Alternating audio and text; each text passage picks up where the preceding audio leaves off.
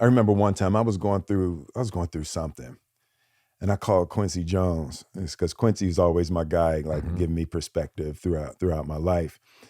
And I was going through something, and it was at the the top of the top post Independence Day, Men in Black, Fresh Prince of Bel-Air. Like I was experiencing everything I'd ever dreamed.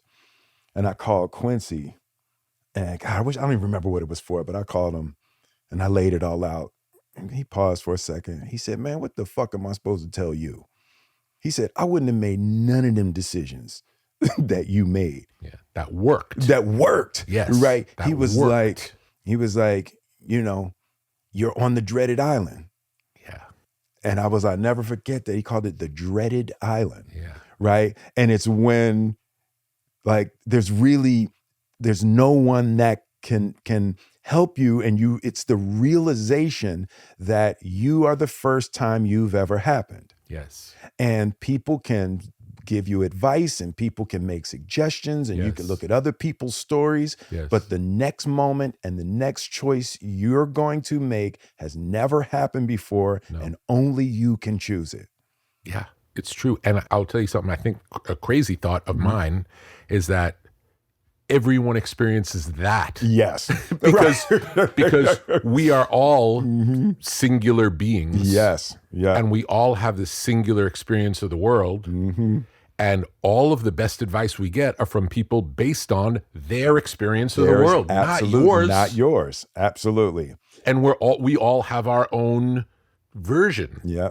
Yeah. And I think that's a part of the existential terror, right? Is that, the deepest reality that I've had to come to grips with is that I am alone, but I'm alone with everybody else. Yeah. Yeah. We're all alone. We're all alone together. Yeah. And we're all scared. We're all scared, right? And it is, having to reconcile reality it can be horrific. It's a lot easier to delude ourselves than it is to take a really cold, hard look at reality. And one of the things, for me was my father died in 2016. And that was the first time it ever dawned on me in my life that everybody's going to die. Yeah.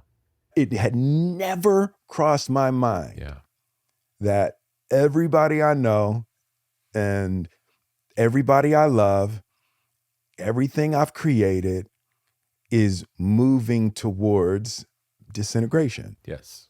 Right? That birth, life, and death are inexorable. Yes. And it was like, my father died, and it was like, I just remember I looked at Jada after the funeral, and it was like, oh shit, she's going to die. And it was a painful realization. It was, a couple of months after that where everybody I looked at, I realized they were going to die. Yeah. And when you look in the mirror. And when I look in the mirror, that guy. Everyone. That guy, it's wild. It's a really wild thing. But, I settled into it and I had a few months where it was just all I could think about with everybody. And then I came back to, okay, so that's the case. There's no way around it. So now, how do I want to live? Yeah. How do I want to interact with people with that truth? There's no way around it. You can't escape it. You can delude and not think about it and all of that. But one day you're going to get sucker punched. So you can just wait for the sucker punch, or you can begin to lean into the mystery and get torched a little bit in the process of trying to reconcile the mystery and to be able to be with life on life's terms.